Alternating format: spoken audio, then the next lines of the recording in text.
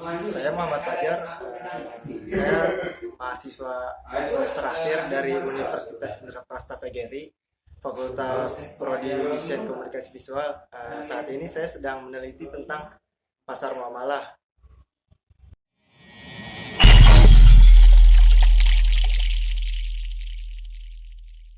Apa memperdalam tentang pasar muamalah? Ya, jadi pasar muamalah itu sebenarnya istilah yang kita berikan aja. Sebetulnya istilah aslinya itu yang digunakan oleh Nabi adalah suq, ya, suq. Nah, jadi kita harus mengenalkan kembali suq itu, di mana ya kita menerjemahkannya sebagai pasar, ya, atau mungkin lebih dekat lagi sebenarnya adalah pasar rakyat, ya, atau pasar desa.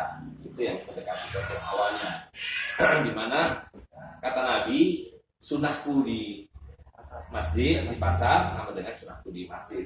Maksudnya adalah aturan mainku di masjid sama dengan aturan mainku di pasar. Nah, lalu penjelasannya adalah bahwa pertama, sebagaimana masjid adalah sedekah, dia tidak boleh dimiliki secara pribadi. Walaupun ada orang membangun masjid secara pribadi, tapi kemudian dia menjadi milik Allah, ya kan? Nah, wakaf. Nah, itu nggak boleh nggak boleh. Nah, lalu konsekuensi dari bahwa karena itu adalah sedekah, adalah wakaf, maka tidak boleh disewakan. Gitu. Nah, yang kedua, artinya tidak boleh disewakan itu seperti kalau kita sholat di masjid, ya kan? Masjid kan tidak boleh disewakan. Lalu yang kedua berkaitan dengan itu tidak boleh diklaim. Oh, ini ada tempat saya jualan. Sama seperti kalau ini tempat saya sholat, orang lain tidak boleh sholat. Ya, jadi siapa datang duluan, dia memilih tempat, habis jualan dia pergi. Berarti kalau misalkan barang-barang banyak nih, kita tetap bawa pulang. Bawa pulang, gitu. Dan sebanyak-banyaknya orang jualan di pasar seberapa banyak sih? Ya kan? Nggak ada sampai berkarung-karung, gitu. Kecuali dia grosir. Nah, kalau grosir dia mesti bawa dengan gerobak atau dengan mobil atau dengan kontainer, ya kan? Maka pasar itu harus cukup besar idealnya. Jadi Nabi SAW itu pertama kali membangun pasar itu 5.000 meter persegi, kira-kira setengah hektar. Itu di sebelah masjid. Ya. Jadi itu satu tadi karena dia sedekah tidak boleh disewakan, dua tidak boleh diklaim, yang ketiga kata Nabi ini tidak boleh dipajak, tidak boleh ditarik haraj, tidak boleh ditarik maksin. Haraj itu pajak atas ya di zaman Nabi belum ada haraj, tapi pokoknya pajak atas tanah. Oh, atas tanah. Kemudian pajak yang diatur oleh Nabi di pasar adalah pajak jual beli yang disebut dengan maksin itu. Nah, kita sekarang semua hampir barang apapun dipajaki, ya kan, yang disebut dengan pajak pertambahan nilai. Nah, itu haram. Nah, yang keempat sudah barang tentu tidak boleh ada riba dengan sendirinya, ya kan, karena ini jual beli. Kalau riba haram, jual beli adalah halal. Gitu. Nah, yang berkaitan dengan itu kemudian adalah ini yang paling pokok. Walaupun ini bukan berkaitan dengan pasar ansi, tapi lebih dengan jual beli, yaitu tidak boleh memaksakan alat tukar. Orang mau jual beli dengan apa saja, sepanjang ridho sama ridho, boleh, bebas. Makanya di pasar-pasar muamalah kita ini, apa saja boleh dipakai jual beli, gitu. Sistem barter. Barter boleh, itulah jual beli. Kalau tidak barter bukan jual beli. Nah, jadi kita membayar dengan dinar emas dan dinar perak, itu kan barter. Kalau membayar dengan uang kertas jadi riba, gitu. Nah, jadi kaidah-kaidah yang ditetapkan oleh Rasulullah SAW itulah yang kita terapkan, gitu. Nah, jadi di sini kalau orang membawa jagung mau buat bayar ayam ya boleh, silakan saja, gitu. Nah, alhamdulillah pasar yang kita sebut pasar muamalah ini sudah di banyak tempat sekarang, gitu.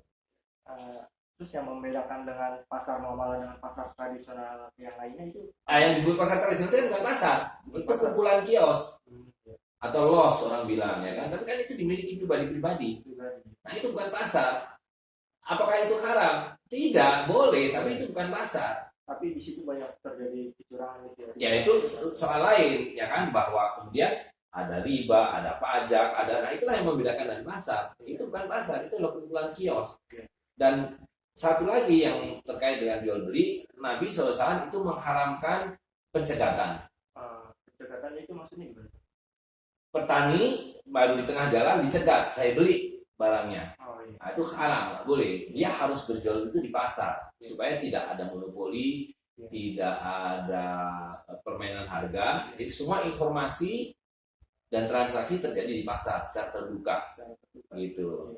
Dan di pasar itu juga tidak boleh ada manipulasi harga. Apakah di dumping, dijual dengan harga murah, ataukah di monopoli kemudian dijual dengan harga mahal. Tidak boleh. Jadi artinya muamalah ini, maksudnya muamalah yang berkaitan dengan jual beli, itu adalah upaya kita menegakkan keadilan.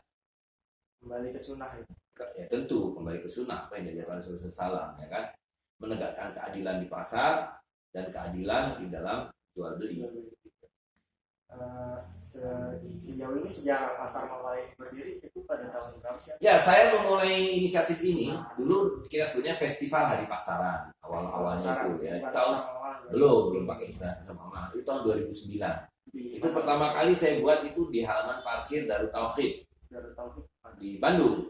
Di tempatnya Agim waktu itu. Jadi kita cari tempat yang ada ya di halaman parkir Darut Tauhid itu. Ironisnya adalah kita disuruh sewa halaman parkir itu. Awalnya berdiri. Awalnya kita bikin pasar itu kita sewa halaman itu, tapi pedagangnya tetap kita gratiskan, gitu. Jadi kita yang menanggung sewanya. Dan itu membuktikan betapa pentingnya tanah-tanah wakaf. Yang salah satunya adalah diperuntukkan untuk pasar. Gitu. Karena sekarang ini otak orang semuanya udah sewa. Bukan soal sewanya, kepentingan pribadi. Sewa untuk pribadi, semua untuk pribadi, untuk pribadi, ya kan? Nah, itu sebabnya barang-barang jadi mahal. Bayangkan barang-barang itu yang seharusnya murah sudah berapa kali tercampur pungutan, pajak, bunga, ya kan?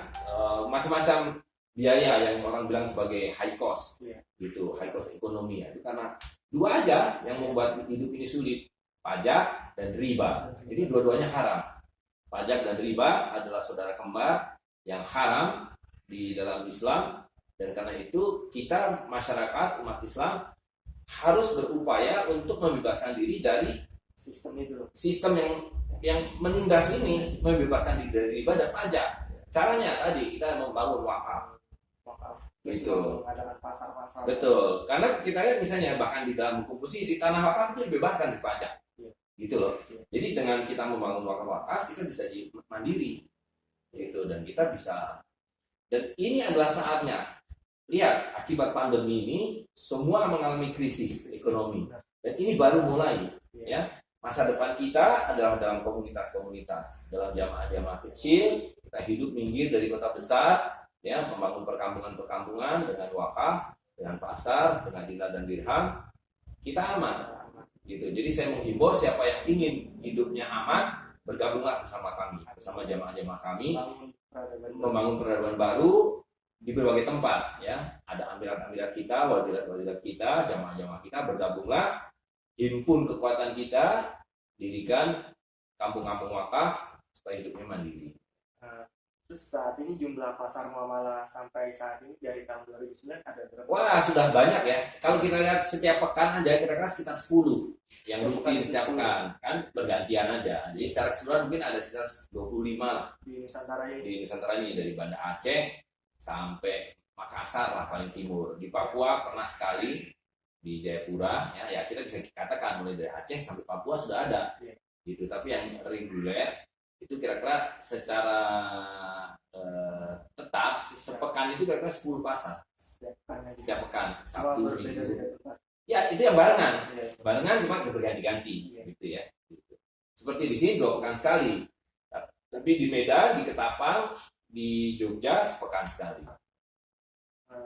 Kalau boleh tahu, penggunaan dinar dirham di Nusantara ini berlangsung dari tahun kapan? Kalau sejarah penggunaan dinar dan dirham itu sudah 700 tahun.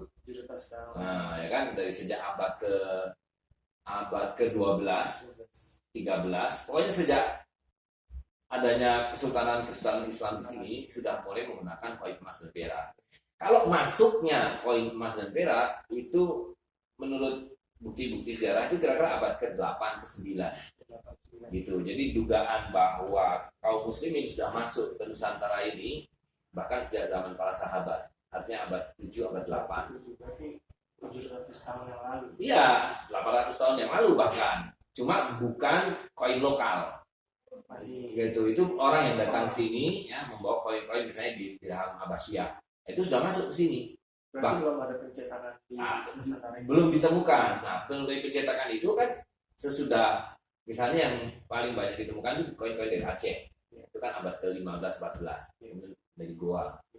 Ya. Nah, baru belakangan makin kesini tetap digunakan. Bahkan ketika kita di tangan Hindia Belanda mencetak koin emas dan perak juga, terutama perak.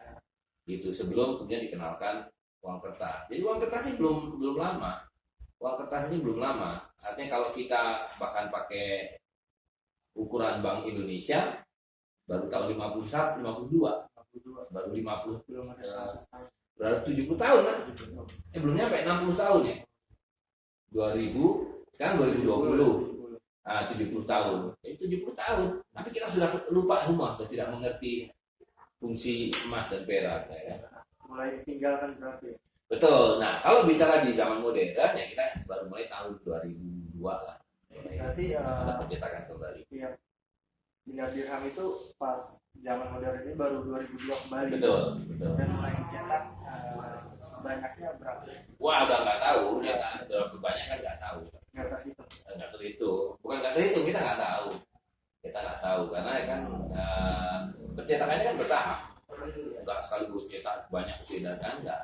Gitu. Untuk ukuran dinar dirham sendiri yang beredar di Nusantara. Sekarang kalau untuk dinar ada seperempat dinar, setengah dinar, 1 dinar, 2 dinar. Untuk dirhamnya mulai dari setengah dirham, 1 dirham, 2 dirham, 5 dirham. Nah, angka-angka itu semua ditetap berdasarkan satu keperluan tertentu. Yang paling pokok adalah pembayaran zakat. Ya, zakat itu kan kalau dirham harus dibayarkan 5 dirham, ya kan? Makanya ada cetakan 5 dirham, walaupun secara sehari-hari sebetulnya itu nggak terlalu fungsional, terlalu besar. Ada 2 dirham, 1 dirham, setengah dirham. Nah, di bawah setengah dirham, ini baru tahun 2020, kita mulai menerbitkan fulus. Nah, fulus ini sangat penting karena untuk transaksi kecil, yang recehan. Berarti baru tahun 2020. Betul, 2020 baru ada fulus. Penggunaan dinar dirham di pasar muamalah ini bagaimana? Ya kalau di pasar ini karena pasar kita kan transaksinya kecil-kecil, walaupun ada orang jual mobil, jual motor, tapi rata-rata kan barang-barang kecil. Jadi yang terbanyak adalah dirham dan fulus. Berarti yang sering digunakan dirham dan fulus. Dirham dan fulus pun terbatas karena fulus kan untuk kembalian dan barang-barang yang untuk receh. Dan alhamdulillah itu berjalan secara alamiah. Kita tidak ada mengatur bahwa harus sekian. Berarti tidak ada Misalnya. penetapan harga. Tidak ada, tapi otomatis para pedagang mengatur sendiri bahwa oh ini harganya sudah melampaui setengah dirham atau pas mulai 1 dirham ya pakai dirham. Kalau yang kecil-kecil baru pakai fulus gitu. Jadi fungsi fulus itu berjalan dengan sangat baik. Itu sebagai alat tukar recehan, terus sebagai kembalian. Untuk sistemnya kan misalkan kita membayar harga 1 dirham, terus untuk kembali apakah boleh dengan dirham? Nggak boleh. Itu hukumnya perak dengan perak, emas dengan perak haram. Nggak boleh kecuali sama Berarti kan. harus dengan fulus. Itu soalnya harus ada fulus, betul. Bagaimana fenomena masyarakat dengan adanya pasar muamalah ini?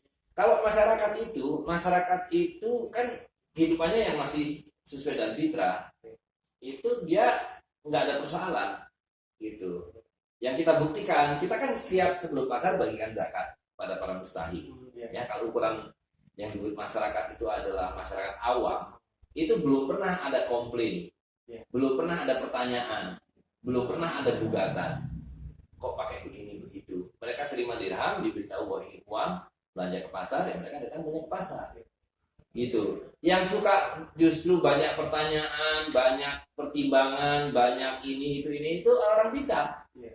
Gitu. Yang menunjukkan bahwa orang modern ini sudah terlalu pintar. Maknanya adalah dia keluar dari fitrah. Gitu. Mempertanyakan segala hal, tapi uang kertas nggak pernah dipertanyakan. Nah, itu paradoksnya, ya kan? Itulah orang modern. Dia dibohongi, dikelabui dengan senang hati, dia terima. Nah, sekarang dikasih sesuatu yang nyata, harta real, emas dan perak, masih bisa mata pertanyaan, ya kan? Itu begitu memang betul.